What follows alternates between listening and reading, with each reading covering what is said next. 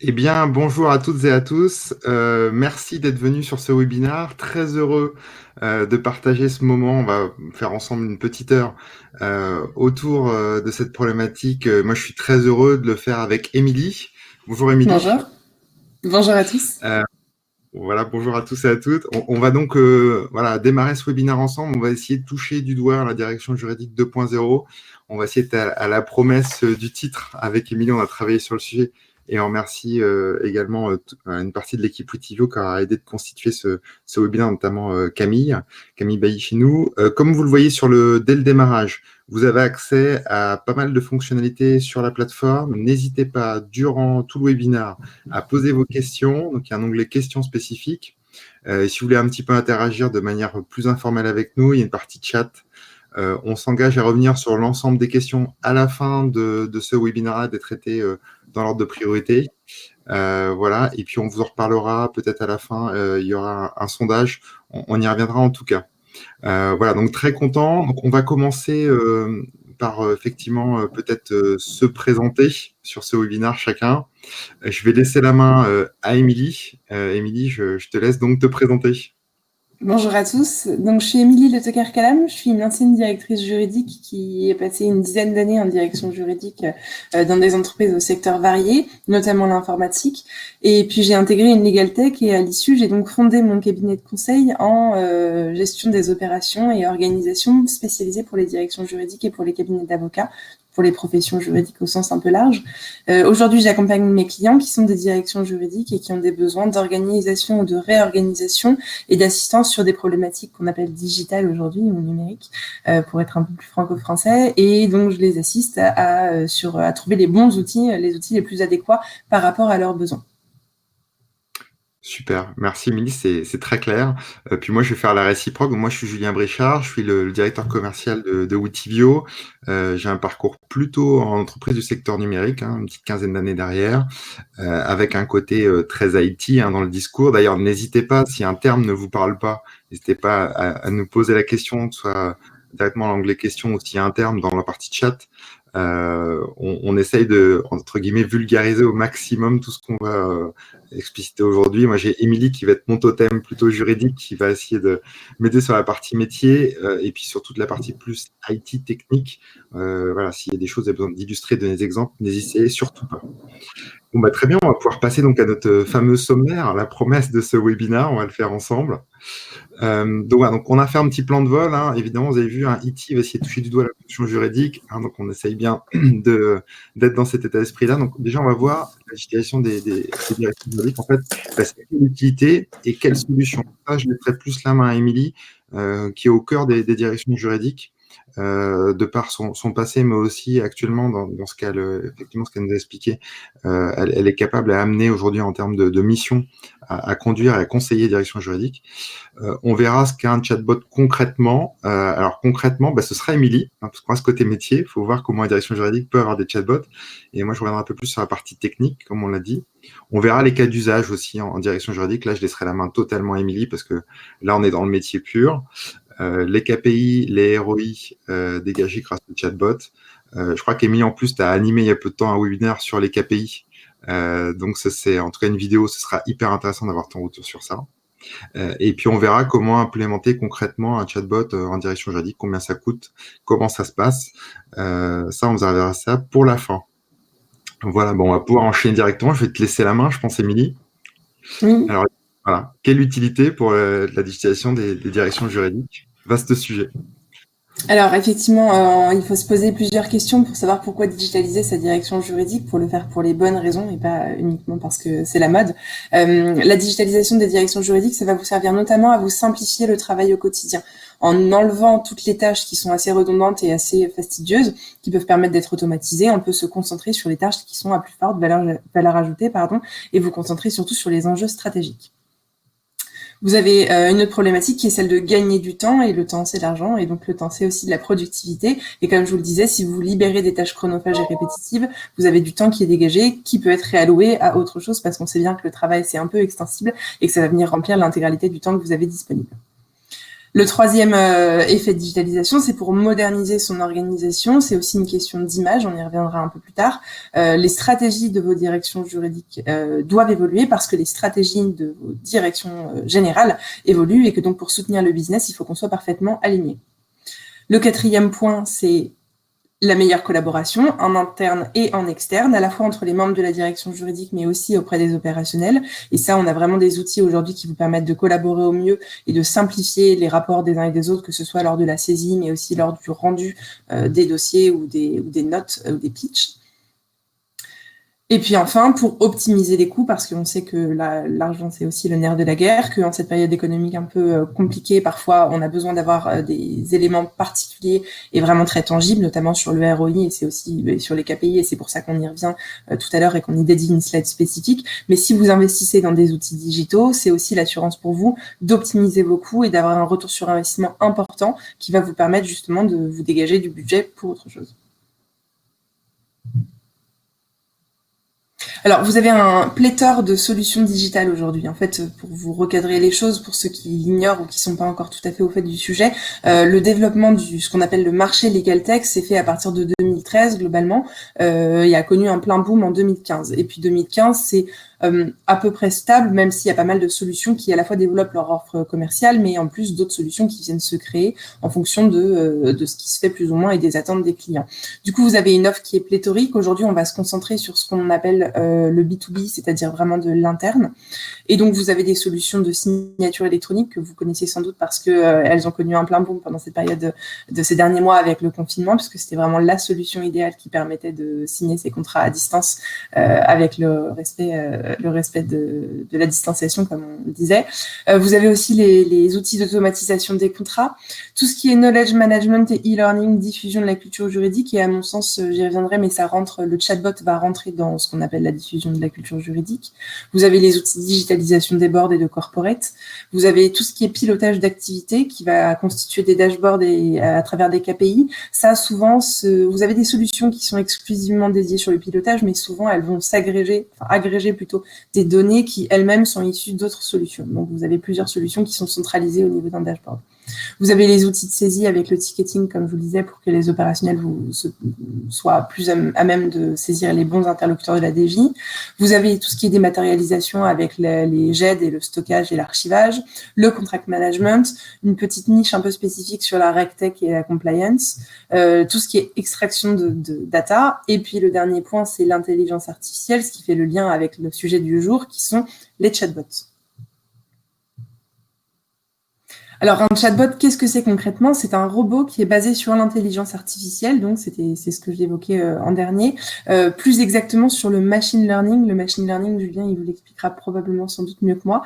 C'est la machine qui va apprendre et qui en fait est auto-apprenante. Et donc, plus on utilise l'outil, et plus l'outil va devenir intelligent. Et donc, en réalité, c'est pas l'outil qui en lui-même est intelligent, c'est vous qui l'entraînez, et c'est l'usage circulaire et itératif qui va permettre à l'outil de fonctionner de mieux en mieux. Ça permet d'interagir avec un utilisateur sur les sujets donnés. Alors, il peut être soit B2B, soit B2C, comme je vous le disais. Donc, vous l'avez sans doute expérimenté si vous êtes allé sur les sites de consommation et que vous étiez vous-même à la place du consommateur. Vous avez le petit chatbot pop-up qui pop. Aujourd'hui, on vous parle d'une expérimentation où ce serait exclusivement en interne. Donc, soit interne, et ce que j'appelle interne, c'est au sein de la direction juridique. Donc, des juristes qui, entre eux, pourraient se poser des questions à travers le chatbot. Ou alors un chatbot interne-externe, qui en fait est entre la direction juridique et les opérationnels. Et les opérationnels pourraient poser des questions aux juristes, enfin à la direction juridique à travers ce chatbot. Le chatbot, il peut fonctionner en langage naturel ou en langage d'idées. C'est la même chose, vous avez dû déjà l'expérimenter, soit vous posez des questions de façon écrite, soit vous cochez des petites briques qui sont sous les questions, qui vous permettent donc de dérouler l'arbre. Et encore une fois, pardon, Julien, il reviendra dans une petite seconde. Vous avez ce qu'on appelle, ou ce que j'ai appelé les dresseurs de chatbot. Les dresseurs de chatbot, en réalité, ce sont les juristes qui vont apprendre à la machine, donc au chatbot, à fonctionner de mieux en mieux, et donc pousser les réponses, tout ce qu'on appelle le back-office, et ce qu'on appellera pendant cette durée du webinaire le back-office, c'est en fait, pour être très franc, c'est le bidouillage informatique derrière, et en fait c'est beaucoup plus simple que ce que le terme laisse présager, puisque c'est juste l'interface en réalité, sur laquelle les juristes vont pouvoir pousser les questions aux réponses qu'ils auront même prédéterminées. Et puis, ça va vous permettre donc de faire redescendre l'information et diffuser la culture juridique en interne parce que du coup, le logiciel, à l'inverse du juriste, il est disponible H24 et 7 jours sur 7. Donc, ça veut dire que vos opérationnels, ils sont plus tributaires de vous pour obtenir des informations standards et lambda. Et donc, du coup, vous avez une meilleure diffusion de la culture juridique de façon généralisée. Alors, juste pour préciser, je sais qu'on peut se dire, il suffirait de faire une FAQ. J'ai déjà eu l'idée quand j'étais en direction juridique, pour rien vous cacher, parce qu'on a souvent les mêmes questions qui reviennent et on a tous les mêmes problématiques. Et on voulait essayer de simplifier les choses. Et en fait, la FAQ, ça ne fonctionne pas. Et ça fonctionne pas, pourquoi? Parce que l'opérationnel, il n'a pas envie de lire un énième document, il a envie de parler à un humain. Avec le chatbot, il sait bien que c'est pas forcément un humain qui est derrière, quoique parfois ça peut être le cas. Mais en tout cas, cette impression d'avoir une conversation guidée avec quelqu'un ou avec quelque chose qui en tout cas se rapproche de l'humain donne un aspect beaucoup plus interactif à la conversation que la FAQ standard et qui fait donc que ça fonctionne beaucoup mieux. Voilà. Super. C'est bien, c'est top parce que tu as parlé du milieu. Et on s'est taquiné pendant une petite phase un peu amont. Effectivement, on n'avait pas parlé du milieu de ce cercle. C'est très intéressant. Non, effectivement, pour illustrer techniquement en interne, si on regarde les types de chatbots, ça c'est pour un peu illustrer techniquement ce que dit Émilie. Je trouvais ça très intéressant. Nous, en interne, chez Witivio, les dresseurs de chatbots, on appelle ça des coachs de bots. C'est-à-dire que la direction juridique, les juristes qui animent le chatbot et les construisent, prennent la main sur les chatbots, on les appelle des coachs. Dresseur, c'est un très bon nom aussi. Ouais. Donc, dans les chatbots, on se rend compte qu'il y a effectivement plusieurs éléments techniquement. Très classiquement, et un peu ce qui vient du B2C, vraiment ce qu'on trouve, comme tu disais, Émilie, sur les sites d'e-commerce classiques. On a tous connu, on va dire, des questions, des chatbots de questions-réponses, où effectivement, on va se baser sur une question précise et on attend une réponse précise. Bon, le problème de ces chatbots-là qui ont existé, qui se basent sur des moteurs de NLP, donc c'est un type d'analyse de langage assez simple, hein, je ne vais pas rentrer dans le détail technique, vous permettre, si vous avez une réponse identifiée dans une base de connaissances, de la sortir directement. Donc l'intérêt d'un chatbot, c'est qu'en plus, vous pouvez avoir la réponse, vous pouvez mettre une image associée et vous pouvez même guider la personne vers un lien, si vous avez un lien vers un document, vers un plan plus gros, plus détaillé, pour aller un petit peu plus loin. Donc ça, c'est l'intérêt, en fait, ce qu'on appelle du chatbot question-réponse, qui est un mode vraiment conversationnel très libre. La limite de ce modèle-là, c'est qu'effectivement, si le chatbot n'a pas la réponse, et ben soit il a une réponse toute venue en disant j'ai pas la réponse et il faut que je revienne vers vous, ce qui peut être un peu dommage. Soit on a le fameux oups qui énerve tout le monde, et qui est la limite en fait de ces types de chatbots-là. De plus en plus, aujourd'hui, on va vers ce qu'on appelle du clickbot, ce qu'expliquait Émilie tout à l'heure, c'est qu'effectivement, j'ai des cases à cocher, et donc on va essayer d'organiser généralement sous 3 ou 4 briques, en disant qu'est-ce que tu souhaites faire quand le chatbot nous tutoie, qu'est-ce que vous voulez faire. Et le chatbot, c'est à peu près en 3 exemples, enfin, en 3 briques, vous orienter vers 80% de vos demandes. On verra les cas d'usage dans les directions juridiques, ça Émilie reviendra. Mais par exemple, on va reprendre des cas d'usage les plus courants qui reviennent, et on sait que les personnes ont des besoins récurrents qui sont à peu près normaux sur un chatbot, et quand ils vont cliquer, ils vont avoir la réponse spécifique à ces cas d'usage qui reviennent très systématiquement. Ces clickbots-là ont beaucoup plus de succès.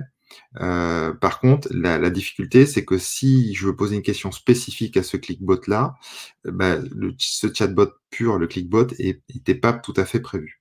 Donc aujourd'hui, de plus en plus dans les tendances, on va vers ce qu'on appelle l'hybride. C'est-à-dire qu'on prend le meilleur des deux mondes pour finalement avoir un chatbot beaucoup plus intelligent.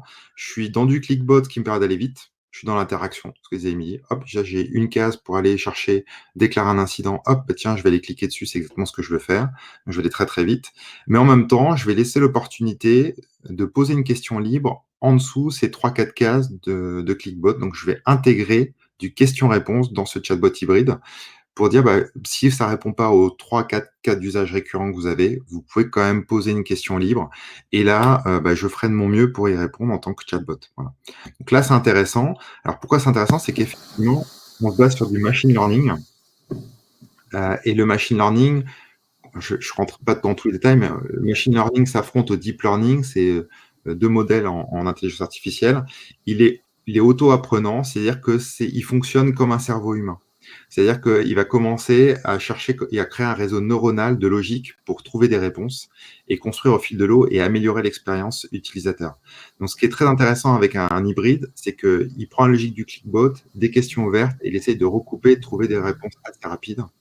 Et c'est très intéressant parce que, par exemple, on va pouvoir pousser et faire améliorer le chatbot très, très naturellement. On aura une boîte de réception sur lequel on pourra effectivement avoir les dresseurs de chatbot qui pourront dire, bah, tiens, cette question-là, c'est finalement c'est la reformulation d'une question existante. Et hop, en un clic, bah, j'ai réaffecté finalement une nouvelle question à un existant et ça se fait très simplement. C'est l'avantage de chatbot hybride.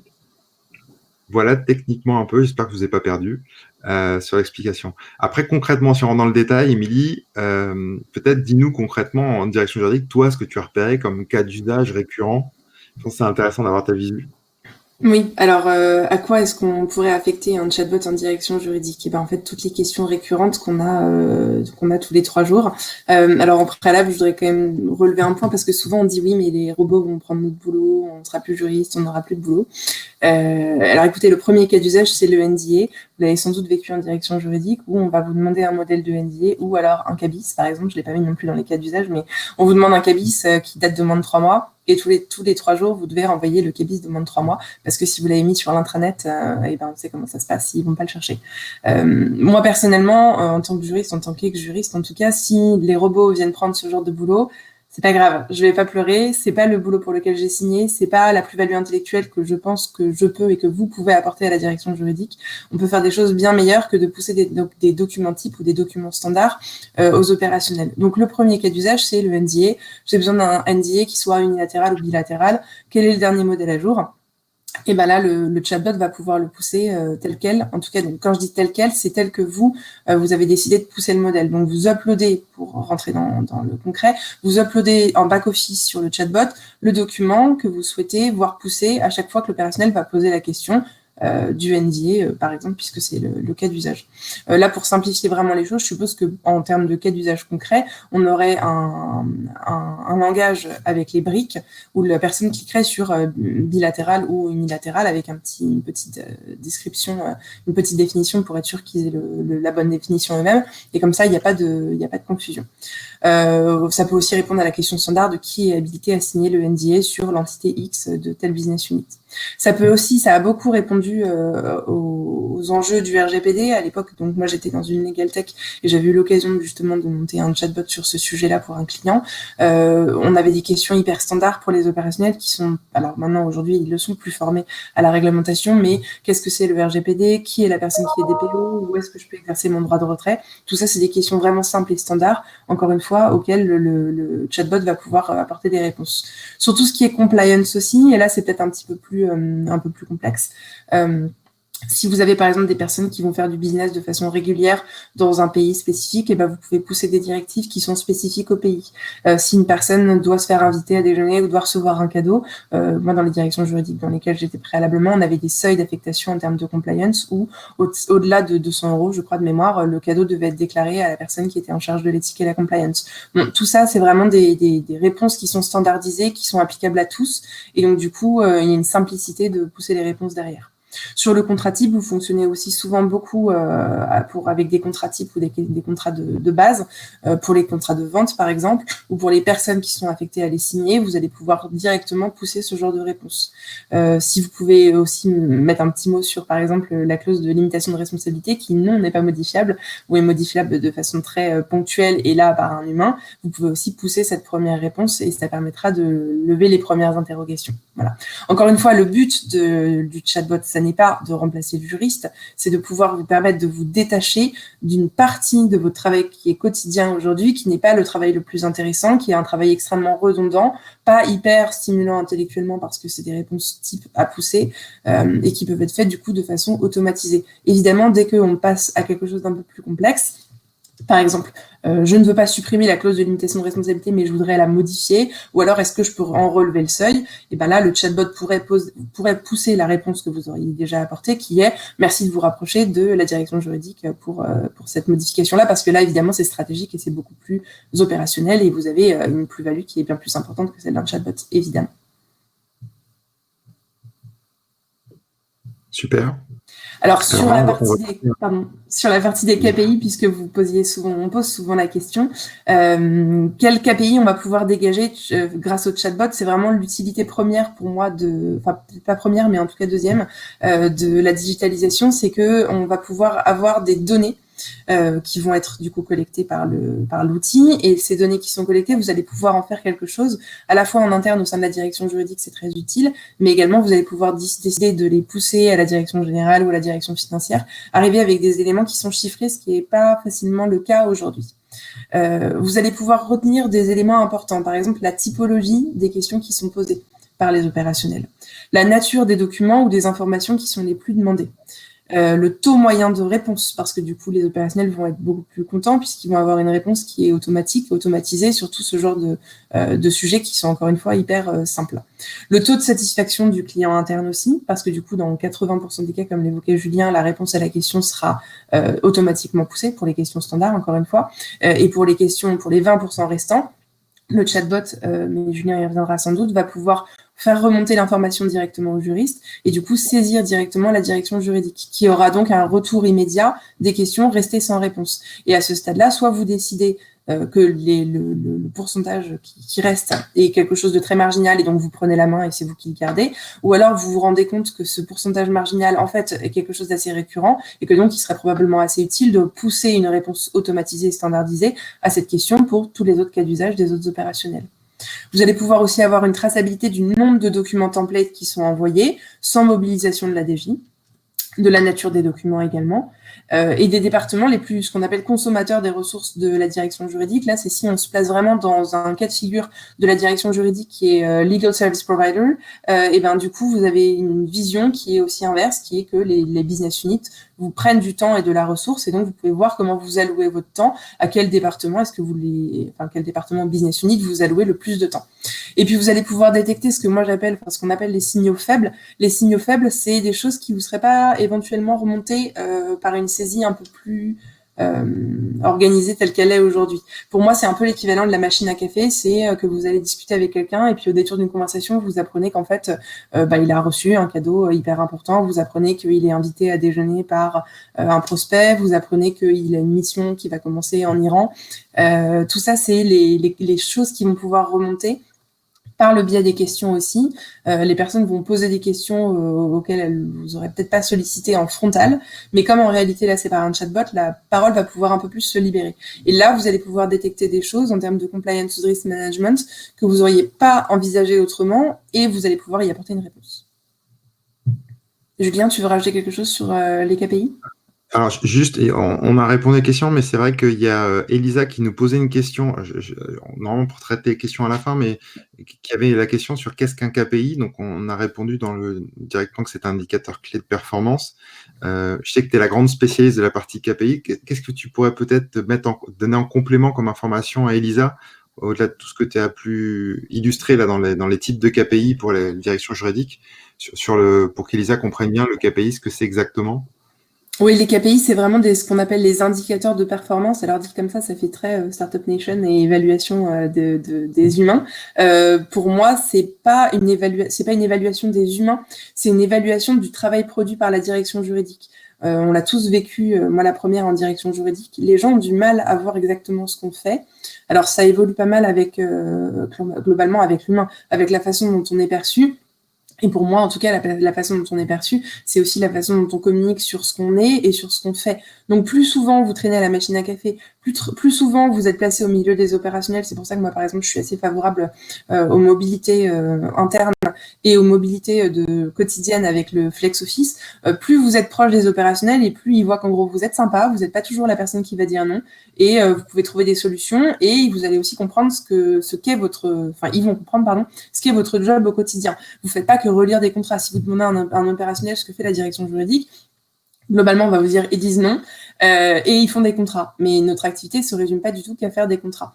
Et le problème de cette absence de bonne perception de ce que fait la direction juridique pour les opérationnels, c'est qu'on est saisi beaucoup trop tard parce qu'ils pensent pas à nous mettre en amont du projet, alors que le projet, il est collectif et que si la direction juridique est pas imbriquée au début du projet, on arrive derrière, mais du coup, on fait le pompier et on a juste l'extincteur. C'est quand même beaucoup moins confortable et pour nous et pour eux en termes de sécurité juridique. Et l'autre versant, c'est que si on communique pas assez sur ce qu'on fait, il n'y a pas que les opérationnels qui comprennent pas ce qu'on fait, il y a aussi la direction générale et il y a aussi la direction financière. Or, c'est les deux personnes qui vont décider quel budget est alloué à la direction juridique. Donc, il y a un vrai enjeu pour moi qui est de communiquer sur ce qu'on fait. Et pour communiquer, ces personnes-là, en tout cas les personnes DG et DF, vont avoir besoin de chiffres. Et pour avoir besoin de chiffres, il faut que nous-mêmes, on les ait. Aujourd'hui, si on travaille sans outils, ce que vous allez pouvoir être capable de sortir en 2 secondes, c'est peut-être vous avez un liste fichier Excel de l'intégralité de vos contentieux, donc vous pouvez peut-être me sortir très vite le nombre de contentieux que vous gérez, vous pouvez peut-être me sortir relativement rapidement le nombre des montants financiers qui sont provisionnés pour ces contentieux, vous pouvez peut-être me sortir un peu moins facilement le nombre les montants qui ont été perdus lors des dernières transactions ou lors des dernières litigations. Vous allez peut-être encore plus difficilement me sortir le montant des créances que vous avez recouvrées et encore plus difficilement, pour pas dire quasiment impossible, le montant des litiges évités grâce à votre veille juridique, à votre modification des contrats de façon habituelle. Là, j'ai fait qu'un petit panel de tout ce qui est affecté à la direction juridique. On a oublié toute la partie qui est compliance, éthique, risk management, conseil et conseil stratégique. Mais du coup, pour pouvoir se vendre et vendre au mieux ce qu'on fait, il faut monitorer. Et c'est pas encore une fois monitorer l'humain, c'est monitorer la performance de la direction juridique et ça passe par ces datas. Réponse hyper complète, hein. Merci Émilie. Pardon. Pour Elisa, ce sera très clair, en tout cas, de comprendre l'impact. Bon, ça, c'est top. Donc, du coup, si on parle retour sur investissement, c'est souvent la question qui revient derrière les KPI. Hein. Je pense qu'on doit te la poser tous les jours. Est-ce que tu peux nous en dire un petit peu plus sur le quantifiable, en tout cas? Qu'est-ce que Oui. toi, tu vois dans les ROI pour le chatbot à destination de direction juridique? Oui, alors sur le retour sur investissement, effectivement, pour le chatbot, on l'a dégagé 2 grands axes qui sont le quantifiable et le non quantifiable. Pour tout ce qui est quantifiable, vous avez du coup le calcul du temps qui est dégagé par les chatbots aux juristes, qui peut se faire assez rapidement. Vous évaluez le nombre de questions récurrentes que vous avez. Alors, de toute façon, ce qu'il va falloir faire pour implémenter un chatbot, c'est une partie de travail en amont faite par vous, qui est le listing des questions, de la typologie des questions et du nombre de questions qui, vous estimez, revient de façon très récurrente et donc vous mobilise sur, 1 heure par jour ou 2 heures par jour ou 4 heures par jour sur l'ensemble de votre DJ. Et ça, vous pouvez du coup le multiplier par le nombre de jours.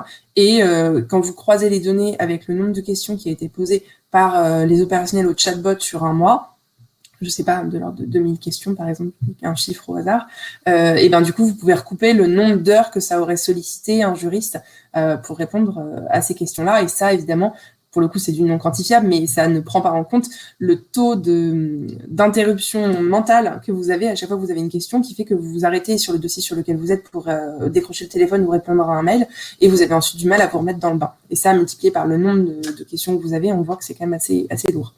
Ça va vous dégager du temps, donc ce temps qui a été dégagé peut être alloué pour faire autre chose, comme je vous le disais, évidemment. Le but, encore une fois, c'est pas de dire, du coup, on vous a dégagé du temps, on va pouvoir licencier une personne. Le but, c'est de dire, puisqu'il y a beaucoup de choses à faire, on va vous dégager du temps et vous allez pouvoir reprendre la main sur une partie du travail, notamment stratégique. Donc, ce temps qui est dégagé, vous allez pouvoir montrer à quoi vous allez le réaffecter.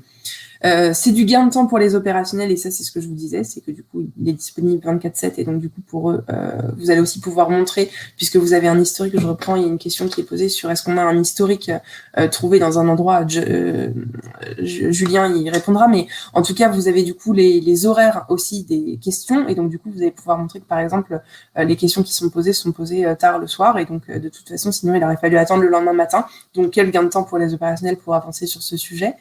Le taux de satisfaction, c'est pareil, ça se mesure. Alors ça, vous pouvez envoyer des petits questionnaires ponctuels, mais sinon, je sais qu'il est aussi possible de boucler la boucle du chatbot avec la dernière question du chatbot qui est « Ai-je bien répondu à votre question, oui ou non, est-ce que vous êtes satisfait ?»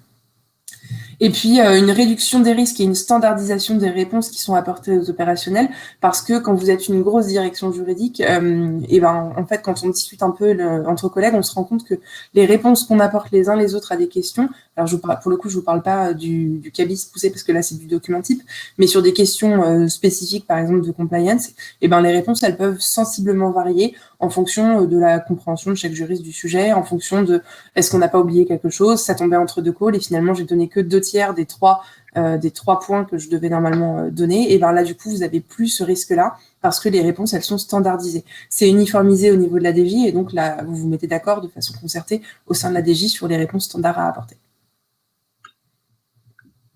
Je complète sur la partie non quantifiable, mais tu reviendras dessus, Émilie, t'hésites pas, hein, sur ce qui est peut-être un peu moins matérialisable, on va dire en temps et en économie, en ROI, mais qui est quand même un ROI de valeur, donc qui est plutôt un ROI de perception. Euh, En fait, il y a un autre point, c'est que ça va améliorer l'image. Alors, on le voit, c'est pas dit qu'à la direction générale, hein, dans tout type de chatbot pour les directions, le fait d'être équipé d'un chatbot, d'avoir montré que c'était co-construit donc par les métiers eux-mêmes et que ça permet de créer de l'interaction avec le reste de l'entreprise, ça change significativement déjà les relations qu'on a. C'est-à-dire que les gens, par défaut, ce que tu disais, Émilie, hein, on pourrait percevoir la direction juridique de base en disant bah, c'est les gens qui vont vous dire non. À partir du moment où j'ai mis un chatbot, bah, déjà, ça peut plus être dans l'esprit des gens, en tout cas au niveau des salariés, parce qu'ils ont accès bien à la direction juridique qui répond à un certain nombre de questions. Et comme tu le dis, alors un chatbot, quand on débute, c'est plutôt 200 à 250 questions. Mais c'est vrai qu'avec les reformulations des questions, on a des modules qui permettent d'aller jusqu'à 150 fois reformuler une question. Donc on met la question sous différentes formes. On peut très vite arriver à l'équivalent de 2000 questions. Voilà. Et donc, on peut répondre déjà à énormément de questions et une direction juridique qui est dotée d'un chatbot, bah, effectivement, en termes d'image et dynamisme, ça va lui ramener de l'aura et ça va lui ramener du dialogue aussi avec les gens. Donc, du coup, sur le décloisonnement des connaissances, comme tu disais, bah, ça va être très riche, quoi. On va très vite aller beaucoup plus loin. J'imagine que on passe du NDA très vite au contrat. Moi, je me rappelle d'une histoire où en tant que directeur commercial, j'avais été voir ma direction juridique d'époque pour lui demander comment on faisait, parce qu'on était en train de vendre un projet de digitalisation dans une ESN, et c'était le premier qu'on vendait. Et donc, bah, ça avait des impacts, et on allait voir cette direction juridique. C'est vrai que si j'avais eu un chatbot à l'époque, j'aurais posé des questions, ça aurait alerté la direction juridique, qui serait très vite revenu vers moi, et peut-être avec quelque chose en avant-garde, en disant attention, si vous voulez vers de la digitalisation, voilà le type d'informations qu'il nous faut, et nous, on peut préparer les éléments. Là, je suis arrivé effectivement, pas en aval, on était en appel d'offres, mais j'ai fait travailler cette direction juridique, et qu'on a un petit peu bavé, j'avoue. Un peu tard. C'est donc toi l'opérationnel qu'on déteste au quotidien. Voilà. Bon, il y a des points communs entre les directions commerciales et les directions juridiques, mais voilà, mais j'étais typiquement dans ce cas-là. J'aurais eu un chatbot, c'est vrai que j'aurais pu bénéficier du retour de la direction juridique plus tôt.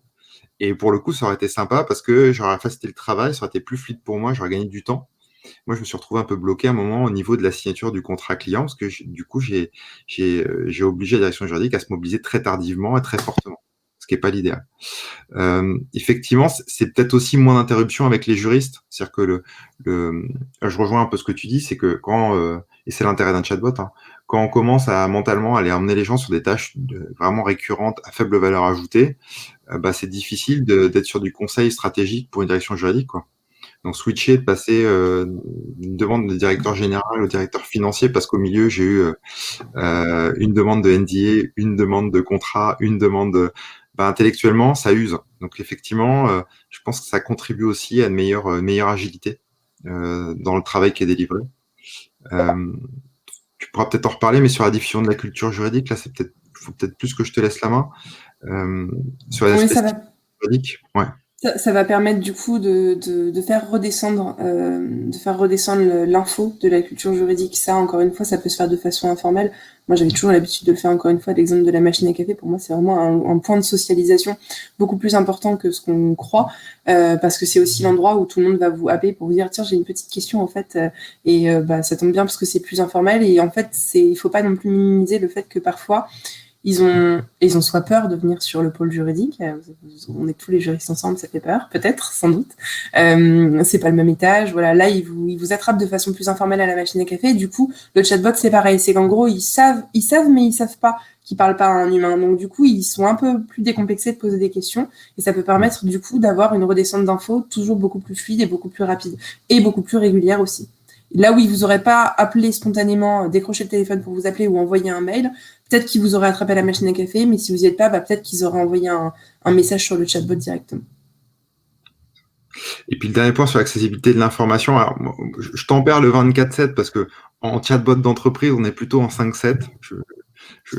J'invite pas trop les gens à travailler le samedi et le dimanche, mais c'est vrai qu'il y a une philosophie où de toute façon le chatbot, il est disponible. Donc ça, c'est sûr. Et c'est effectivement là où tu as extrêmement raison. Moi, je trouve que c'est hyper pertinent de le préciser. C'est que quelqu'un qui pose une question au chatbot le soir à 20h, c'est qu'il y a certainement une question d'urgence. Si déjà il peut y avoir un premier élément de repère qui existe, qui peut être chatbot, c'est déjà sympa, parce que c'est un opérationnel, donc forcément, s'il y a un point d'urgence, c'est toujours bien de pouvoir l'aider.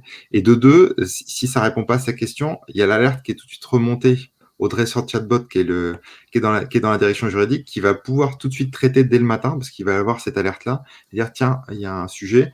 Et donc, du coup, c'est aussi la promesse d'être pris en compte assez rapidement, ce qui n'est pas évident quand on est dans le flot des emails. Là, je te rejoins. Qui pousse ces emails, c'est en sortir les bonnes priorités dans le volume de ces emails. Ça, c'est pas simple du tout. Et pour finir de reboucler sur le premier point qui était l'amélioration de l'image de la dynamisation de la DJ, et pour faire le lien avec une question qui nous est posée dans la petite colonne, où on demande... pardon, j'ai perdu la... Avez-vous constaté une augmentation de l'adhésion des opérationnels ? Et donc, est-ce qu'il y a plus de retours ? Alors là, je vois dans la liste des participants, il y a mon amie Swazig de la SNCF, que je salue au passage en espérant qu'elle nous écoute bien, qui a elle-même implémenté un chatbot qui fonctionne bien, et je sais d'expérience qu'il y a eu un bon retour, donc peut-être elle pourra nous apporter des compléments de réponse dans la partie chat. Je sais aussi que chez EDF, ça avait été mis en place également, et qu'il y avait un très beau succès, oui. Donc, c'est de l'amélioration continue. En fonction des retours que vous avez des opérationnels, et ben, vous pouvez faire les modifications inhérentes. Et évidemment, comme pour chaque projet de digitalisation, il y a de la conduite du changement. Donc, ça nécessite pas mal de communication en amont du projet, pendant le projet, et d'assurer un suivi assez régulier. Mais vraiment, les retours qu'on a sont très positifs, effectivement. Et puis, la dimension que ça procure aussi est intéressante, parce que moi, je trouve que ça remet un canal de communication entre les opérationnels et la direction juridique. Effectivement, après, il y a la machine à café, il y a plein de choses qui vont permettre en plus de nourrir autour de ça. Mais c'est un vrai canal. Et on a Swazi qui nous met un petit commentaire complémentaire, hein, mais que cela fonctionne assez bien, mais je pense que ça dépend de la taille de l'entreprise. Les opérationnels aiment le contact humain. Bon, on revient à la machine à café. Hein. Oui, alors en cette période de Covid, les machines à café sont fermées en entreprise, donc c'est râpé. Non, encore une fois, c'est parce que c'est complémentaire. Ça n'a pas vocation à se substituer à la direction juridique. C'est un outil supplémentaire qui vient pallier une certaine typologie de questions. Ce qu'on voulait vous proposer pour la suite, donc, c'était de rentrer un peu dans un effet démo. Donc, on vous a mis une vidéo à disposition de démo qu'on vous a faite. Donc là, c'est un outil qui nous sert plus à de l'acculturation sur des outils Microsoft habituellement 365. Ce qu'on peut imaginer, c'est que on a accès effectivement dans la barre sur le côté à gauche dans Teams à son chatbot directement pour trouver les contacts. On retrouve ce côté clickbot. C'est-à-dire qu'on peut cliquer dans Interaction pour aller chercher l'information spécifique qui nous ouvrirait par exemple à des documents et on pourrait aller voir ensuite des documents ou des vidéos dans la même interface qui nous permettraient d'aller constater comment on manipule ce document-là, comment on va aller chercher les informations dans le document à travers cette vidéo-là, une chronologie. Un onglet chronologie, on pourrait aller chercher, dire dans cette vidéo de prise en main du nouveau type de contrat, j'ai une nouvelle clause RGPD à tel endroit et je vais cliquer à la 24e seconde pour voir comment les clauses RGPD ont été construites et ce que ça a comme changement.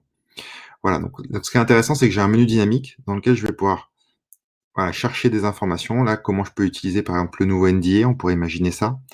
Et je vais pouvoir poser des questions pour savoir si ce NDA c'est pour moi, dans l'entreprise, à l'extérieur, et qualifier petit à petit le bon document à envoyer à l'opérationnel.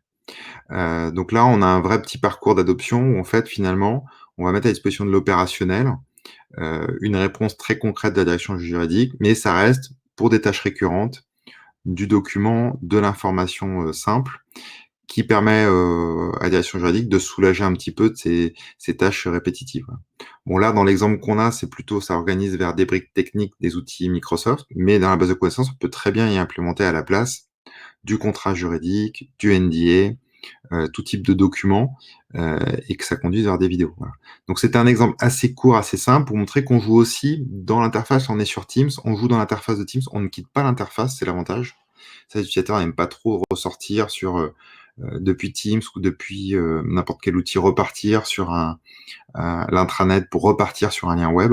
Là, on reste dans la même interface, on a des onglets, donc on navigue dans les onglets, on sert de la puissance de ça, et on peut retrouver le chatbot de la même manière dans la barre de gauche, mais aussi dans la partie contact. On va retrouver dans les contacts le chatbot comme un contact, un collègue, sauf qu'on fait attention sur le chatbot, ça reste c'est pas un contact humain, donc ça, on faut pas mentir à l'utilisateur final, à l'opérationnel. Il faut que sache bien qu'il est sur un chatbot, que le chatbot il a un certain niveau de réponse et que l'intelligence ça reste sur l'humain. Voilà, ça c'est important, les gens, mais il y a un niveau d'interaction déjà complémentaire. Donc c'était pour montrer une rapide démonstration de ce que pourrait être un chatbot dans un contexte rapidement déployable. N'hésitez pas si vous avez des questions. Ce que je voulais vous montrer, c'est un petit peu alors, un projet, comment ça marche pour donner une enveloppe budgétaire, un projet de chatbot. Alors, je ne vais pas être le seul à contribuer, hein. Il y a, comme tu l'as dit, Émilie, tu as déjà fait du chatbot. On a Swazi qui a aussi implémenté. Moi, je vous donne un peu une règle de mode de fonctionnement. Nous, on a des modes projet d'accompagnement pour ceux qui débutent leur premier chatbot, soit en direction juridique ou ailleurs d'ailleurs. On a un premier mode qui est accéléré, donc c'est je sais exactement, par exemple, je vais prendre un exemple simple, c'est ce que disait tout à l'heure Émilie, c'est que plutôt que de faire une FAQ, je vais faire un premier chatbot très simple, voilà, qui fait d'ailleurs du question-réponse ou de l'hybride, mais vraiment sur finalement pas une FAQ, mais la synthèse intelligente d'une FAQ que je voudrais en interaction client. Je vais faire un premier chatbot très simple sur un premier cas d'usage. Je pourrais prendre un parcours accéléré où là, je dis OK, j'ai un nombre de questions que je connais bien. Ce qu'on appelle arbre de conversation, c'est le flux de communication que je souhaite. Ben, quand j'appelle, je dis bonjour, qu'on se présente. Est-ce que je veux qu'il me fasse apparaître les fameuses cases du clickbot? Ou est-ce que j'ai une des questions ouvertes et quel type de questions ouvertes je veux faire? Donc, on regarde comment on accessoirise la communication. Est-ce qu'on part sur 2, 3 questions types, 4? Est-ce qu'on ouvre sur des cases à cocher? Quel type de sujet on met en avant? Et après, qu'est-ce que ça décline comme question, comme cheminement? Et puis, bah, du coup, ça, c'est assez rapide. Généralement, c'est un chatbot que j'ai bien identifié. Je sais ce que je vais y mettre dedans. Je peux aller assez vite. Donc là, on a une première estimation à peu près à partir de 12 000 euros. Je peux commencer à faire des chatbots assez simples. Et en l'espace de 1 à 2 mois, je peux avoir mon chatbot. Alors, je dis 2 mois parce que ça va dépendre aussi de la disponibilité en tant que direction juridique que vous avez. Si vous êtes capable de placer 2-3 ateliers dans un mois, bah, votre chatbot, sous un mois, il est disponible. Si vous êtes un peu moins disponible, on va le faire sur 2 mois ou un peu moins de 2 mois. Le mode complet, l'accompagnement, ça va être une construction plus progressive. Vous n'aurez peut-être pas toutes les questions en tête. Vous aurez besoin de brainstormer, d'accompagner. C'est là où bah, on s'appuie aussi sur l'expertise d'Émilie en direction juridique pour vous permettre d'accélérer un petit peu la réflexion et que ça puisse susciter de l'intérêt sur les questions, sur les orientations usage de votre chatbot. Donc là, effectivement, on aura un nombre de questions un petit peu plus important. On aura peut-être un arbre de conversation, donc ce fameux schéma où on déroule quelles cases à cocher en entrée, quelles questions on pose derrière, quels filtres pour amener la réponse, un petit peu plus complexe, ce qui sera normal. Et peut-être qu'on aura des premières connexions avec certains outils que vous utiliserez en interne. Voilà. Donc là, on est effectivement sur quelque chose d'un petit peu plus complet, où on forme les dresseurs de bots pour qu'ils puissent être opérationnels derrière, puisque là, comme c'est un petit peu plus complexe, c'est un petit peu plus réfléchi, il faut que les gens sachent répondre à un ensemble de questions et d'usages. Donc, on forme l'équipe en interne que vous avez, ça peut être 1, 2, 3, 4 personnes maximum, faut pas beaucoup plus. Et ça va pas leur prendre non plus énormément de temps, mais au moins ils ont l'intégralité. Donc là, on est plutôt sur autour de 18 000 euros, un petit peu moins de 20 000 euros. Et puis après, on a des étapes un peu plus avancées où là, on va être sur un nombre de questions beaucoup plus complet. Donc ça peut être par exemple, je réunis tout ce qui me coûte du temps. Voilà, je dis moi, je vais faire un chatbot ou NDA, tout ce qui est documentaire, je vais évacuer de base niveau 1. Là, je vais avoir besoin d'avoir un certain nombre de questions, des arbres plus avancés de conversation, une expérience conversationnelle un petit peu plus riche. Et je vais peut-être avoir des choses qui vont être développées avec des workshops techniques parce que je vais peut-être mettre certaines briques de certains outils auxquels je fais appel en interne. Type, j'ai peut-être un générateur de contrats, des choses comme ça. Et donc là, je vais peut-être m'interconnecter directement avec parce que moi, je veux pas toucher au contrat, je veux que tout passe dans le chatbot. Donc, je veux pas avoir une action humaine vu que c'est des choses récurrentes qui, pour moi, sont à faible valeur ajoutée. Donc là, on va être plutôt aux alentours de 23 000 euros. Voilà pour quelques éléments. Sur le dernier pan, on est plutôt sur 3 à 4 mois. Ça prend un petit peu plus de temps, il y a un peu plus d'ateliers. Sur l'étape du milieu, sur le complet, en 2 ou 3 mois, on peut commencer à avoir déjà on va dire un chatbot avec une activité projet complet, c'est-à-dire jusqu'à former l'équipe. Voilà à peu près globalement. Toi, Émilie, sur les retours d'expérience que tu as sur les autres chatbots que tu as mis en œuvre, conformes à peu près à ce qu'on dit ou? Oui, oui, absolument. Ça peut aller très vite. Ça dépend encore une fois du nombre de questions que vous souhaitez implémenter, du degré de complexité, du type de langage que vous souhaitez aussi. Mais effectivement, ça peut aller vraiment vite. C'est adaptable à la fois pour des petites entreprises avec des petites directions juridiques. Dans le cas d'usage, nous, on l'avait fait, c'est parce qu'en fait, du coup, c'était une toute petite direction juridique, la personne était seule et donc, du coup, elle pouvait pas gérer l'intégralité des sujets. Donc, elle avait vraiment un besoin de se dégager de ces questions standards parce que son temps n'était pas démultipliable. Dans les grosses directions juridiques, c'est aussi très utile parce que ça peut vous permettre justement de dégager du temps pour chacun. Moi, j'aime bien aussi le cas d'usage dont on n'a pas beaucoup parlé là, mais qui serait un chatbot interne, qui est de la mutualisation en fait au sein de la direction juridique de connaissances. C'est particulièrement approprié quand vous avez des secteurs, quand vous avez des juristes qui sont affectés par thématiques juridiques. Vous avez un juriste pays, un juriste fiscaliste, un juriste contrat, un juriste immobilier, voilà, un juriste corporate, et tout le monde n'est pas forcément formé sur les thématiques des uns des autres, et ça permet justement de pousser des réponses standards les uns aux autres pour pouvoir répondre aux opérationnels sur des questions voilà, un peu plus standards. Et donc ça peut aussi avoir un cas d'usage, que ce soit interne ou auprès des opérationnels. Super. Alors, sauf, vous n'hésitez pas si vous avez encore quelques questions. Je propose qu'on réponde un petit peu aux questions dans l'ordre. Je voudrais m'occuper de Geoffrey parce que le pauvre, il a posé la question en premier. On a répondu à toutes les questions tout de suite. Je vais reprendre des éléments et puis à la limite, on répond au fil de l'eau. Peut-être, est-ce que les échanges sont historisés, retrouvables dans un endroit dossier, par exemple, prévu à cet effet? C'est une question, tu en avais parlé tout à l'heure un peu, Émilie. Effectivement, on peut historiser un nombre de documents assez facilement, puisque, comme le disait Émilie, dans le gros mot back-office, donc l'interface qui est dédiée, vous pouvez effectivement définir dedans des règles où il y a certains types de documents qui sont stockés, qui répondent à des questions précises, ou en tout cas des ensembles de parcours. Donc ça, c'est tout à fait faisable. Et ça peut être des dossiers qui peuvent prendre l'ensemble de ces documents-là, et c'est des documents qui peuvent être mis à jour en temps réel par vous, soit par du drag and drop, des choses assez très très simples.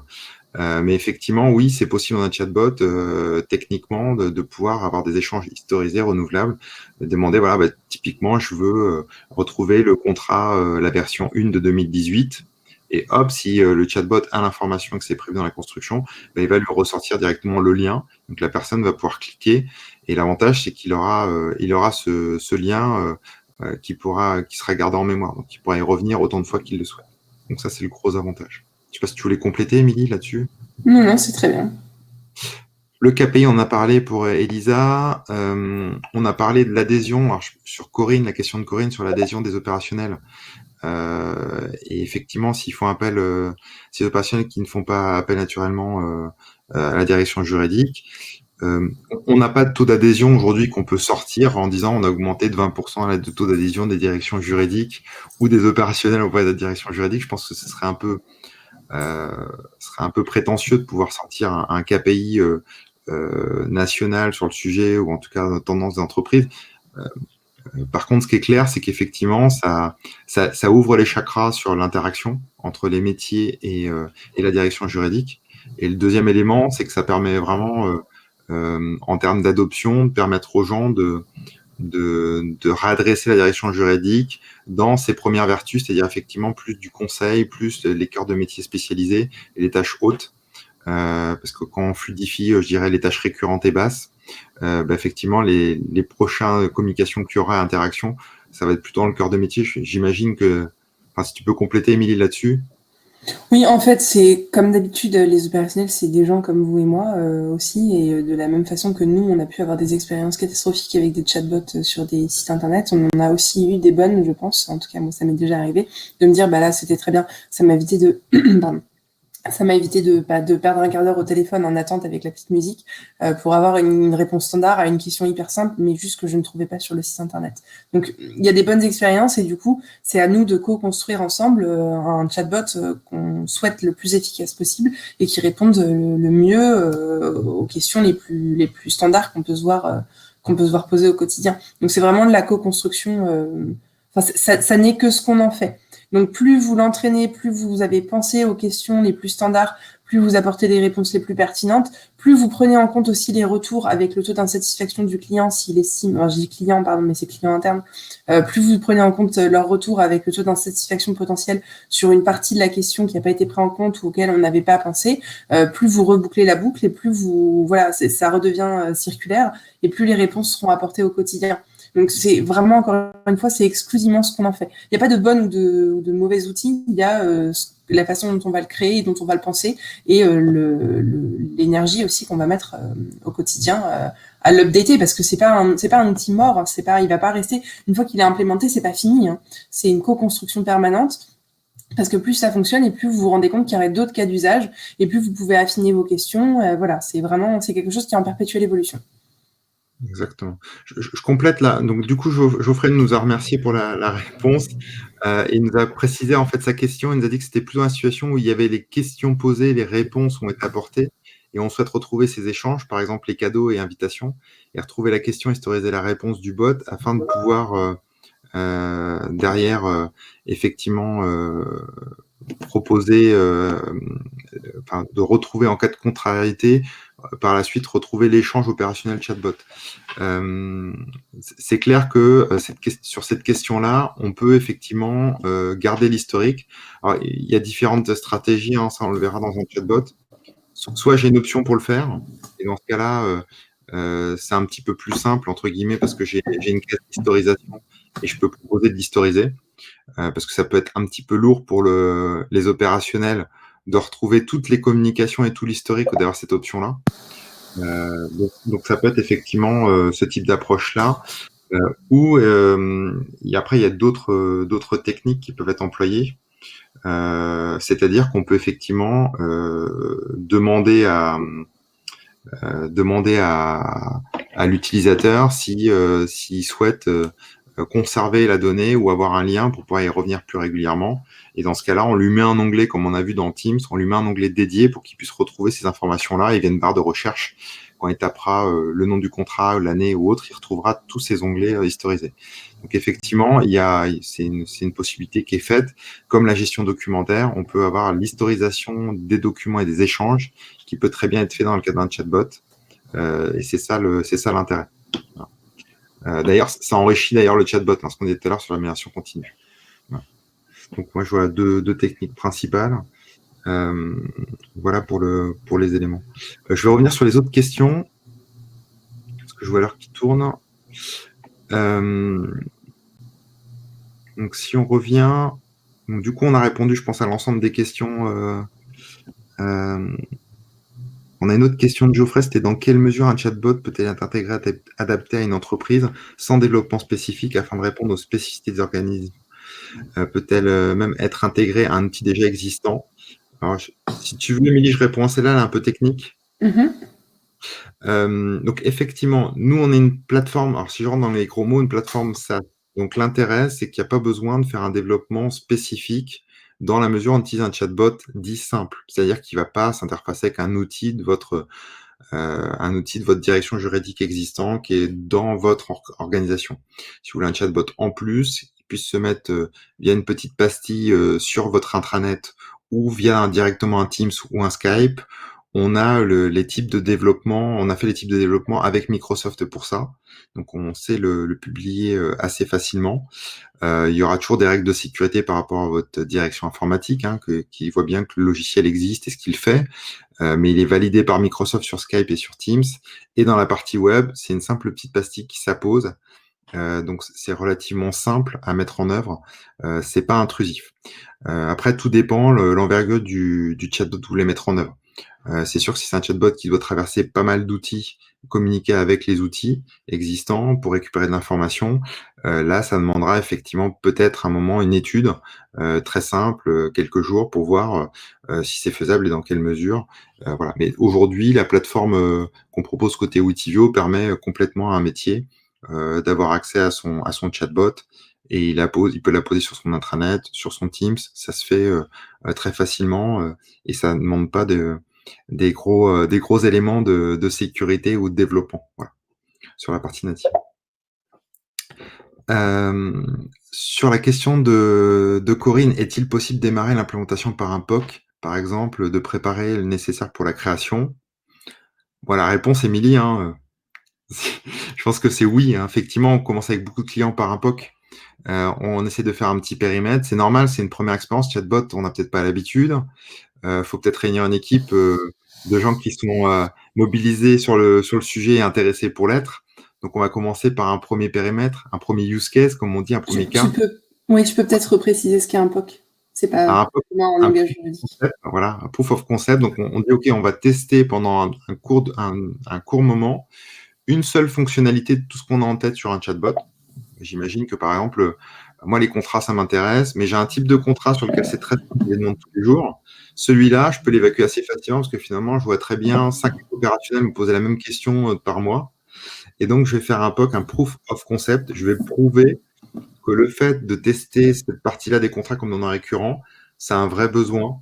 Et je vais pouvoir faire grandir ce premier cas-là, ces premiers types de contrats, à peut-être plus de contrats. Donc, je vais me prouver pendant 1 mois à 2 mois un intérêt pour les opérationnels, en tant que direction juridique, que moi, j'arrive aussi à bien m'approprier le concept et que ça a du sens ce que je fais. Et donc, je le teste sur une période assez courte, un petit mois, et ça suffit. Voilà. Donc, un POC, c'est effectivement, c'est une bonne démarche, surtout si c'est une première expérience. Et il n'y a pas de souci pour démarrer sur un POC, c'est un plus petit budget, c'est un plus petit périmètre, ça permet de se rassurer et ça permet de se constituer la petite équipe de 1, 2, 3 personnes qui permettent de démarrer pour lancer un premier chatbot simple qui va avoir une période de test. On en a fait un cet été, par exemple, avec une société qui est dans le monde des assurances. Ils se sont bien mobilisés, se sont bien appropriés le sujet, on leur a montré comment ça fonctionnait, on les a accompagnés sur 3 ateliers pour faire le POC. Et ils ont eu plutôt pas mal de messages, ils étaient assez contents, ils ont pas mal de retours utilisateurs. Donc ça les a rassurés pour se dire à la fin qu'on a fait la réunion de fin d'évaluation du POC, de se dire bon, on a eu quand même beaucoup de monde qui a répondu dans l'été ce qu'on pensait pas. On a eu beaucoup de questions pertinentes. On a vu que ça suscitait pas mal d'intérêt, que les gens ont plutôt apprécié. Donc effectivement, c'était plutôt positif pour eux de passer par une phase de POC. Ils se sont rassurés sur à la fois la manière de faire, le retour des opérationnels, et puis le fait que ce soit beaucoup plus clair pour eux l'étape d'après. Je ne sais pas si ça répond bien à la question de Corinne en tout cas. Il voit effectivement la question du POC. Sur la question de Christophe, j'imagine qu'un chatbot doit être construit avec les opérationnels et non pas avec les juristes. Vous en intégrez dans vos modes projet retour d'expérience.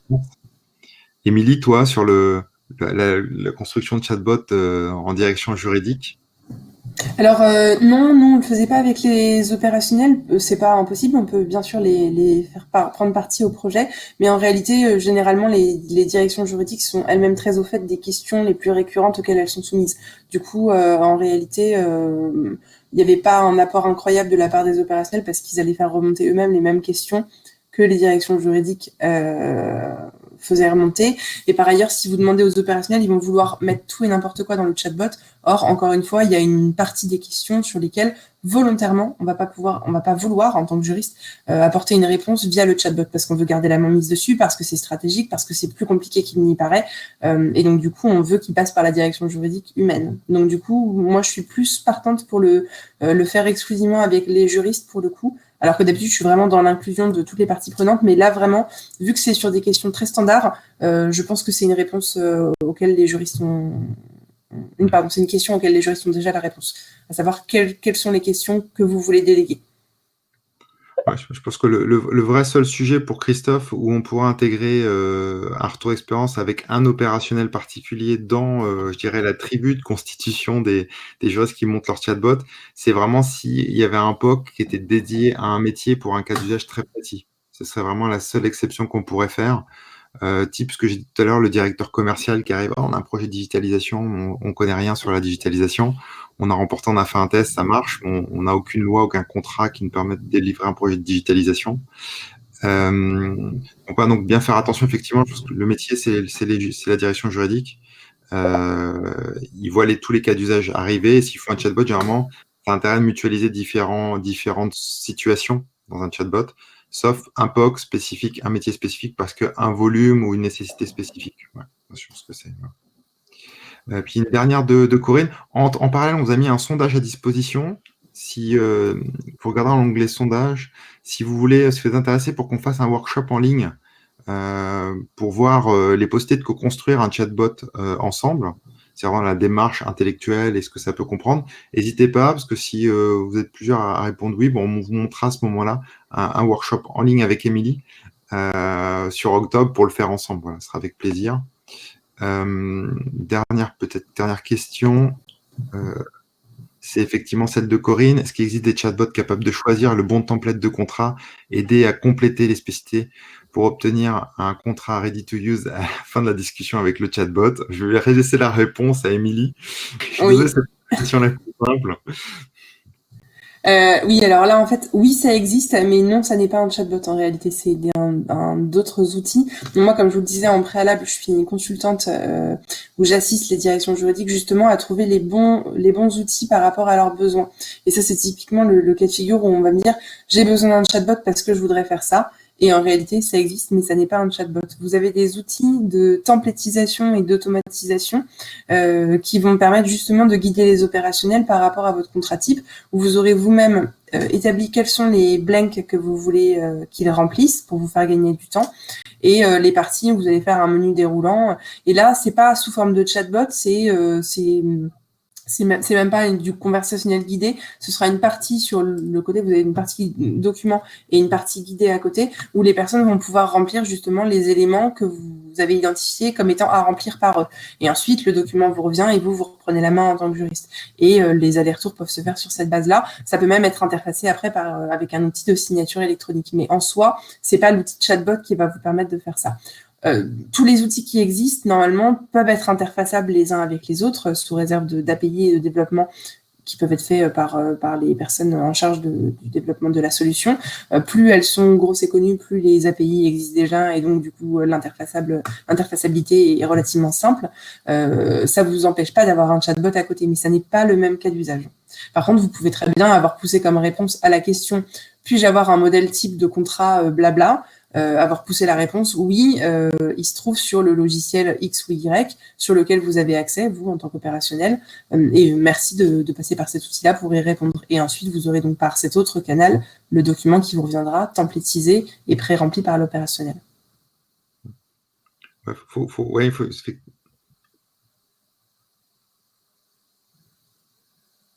On t'a un peu perdu au niveau du son, je pense, Émilie. Allô, vous m'entendez? Oui, on t'avait perdu un petit peu au niveau du son.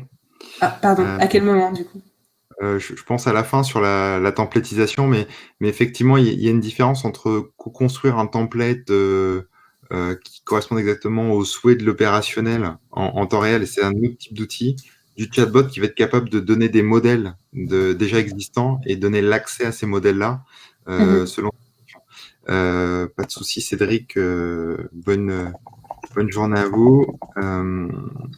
Très bien. Il y avait effectivement, on a une remarque aussi de Swazi sur le fait qu'il était important, et ça c'est extrêmement vrai, il était important de communiquer régulièrement sur le chatbot. Il faut une vraie stratégie, un peu de conduite du changement sur le fait d'expliquer que le chatbot existe. C'est une très bonne remarque. Moi, on l'a pas mal vécu.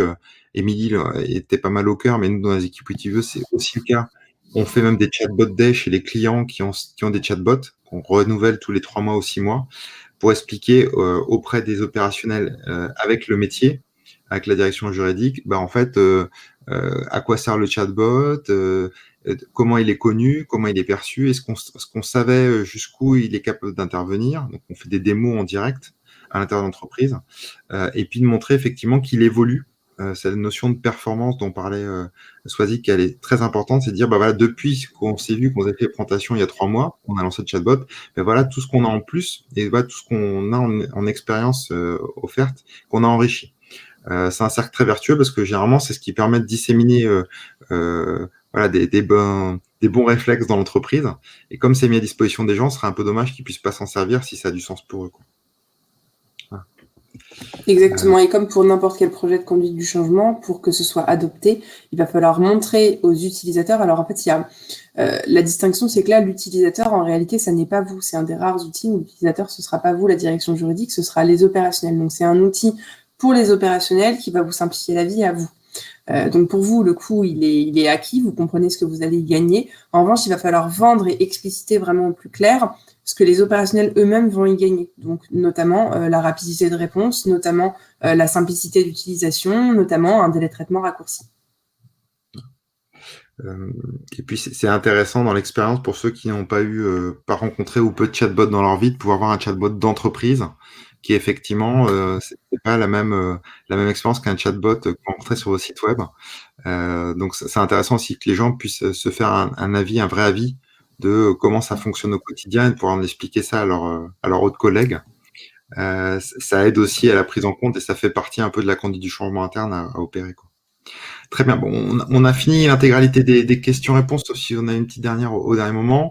Comme indiqué, si vous voulez, dans la partie sondage, voilà, faire un petit vote si ça vous intéresse ou pas de participer à un prochain workshop la prochaine fois. On pourra vous montrer un petit peu les best practices via un workshop en ligne sur comment construire un chatbot ensemble. Un petit côté ludique, ça peut être sympa de dépasser l'étape un peu plus concrète. Voilà, si c'est pas le cas, en tout cas, nous on vous remercie, hein, Émilie. Je trouve qu'il y a beaucoup d'échanges. Merci à toi. Et merci à Camille derrière qui Ouais, gère toute la présentation des slides et le back-office. Merci beaucoup. enfin, un gros travail derrière. Merci à tous en tout cas. On espère vous retrouver sur une prochaine. Moi, j'étais très content de le faire avec Émilie parce que ça fait du bien quand on a quelqu'un qui est expert métier qui est intéressé sur les aspects du chatbot de pouvoir intervenir. Ça fait toujours plaisir. Et puis on retrouvera une occasion pour peut-être tous vous inviter sur un prochain event en tout cas. Merci à Merci. tous. Bon, on a vu Camille, c'est bien. Camille était derrière le logo Witivio, c'est bien de la remercier parce que c'est elle qui a fait toute l'organisation. Bravo à tous, à très bientôt, bon appétit. Au revoir. Au revoir.